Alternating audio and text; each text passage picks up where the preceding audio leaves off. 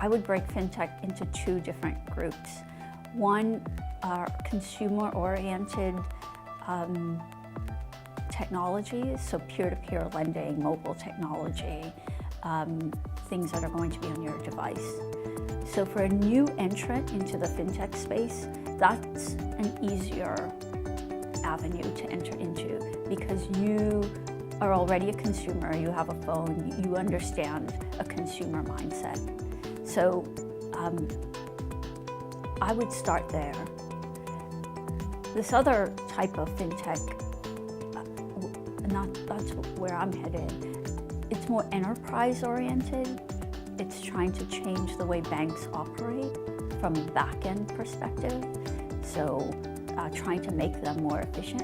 So that I think is a bit more difficult, right? Because that, you really have to understand why FX works the way it does, or margining works the way it does, or payments works. And that takes some doing. Fintech and many of these industries are spanning two time frames at the same time.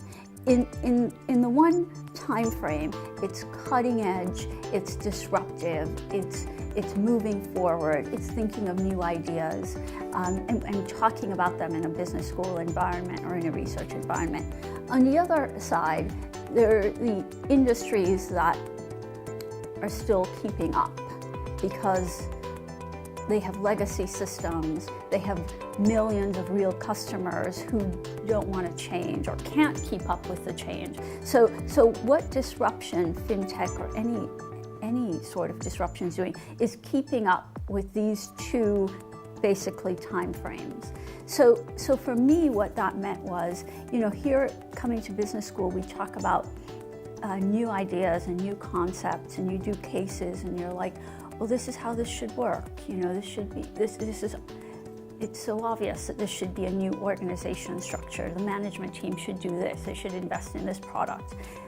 But when you get into the real world, it isn't so obvious, right? So for me, going from business school to a very large organization, things were very surprising. Things are still being done on spreadsheets.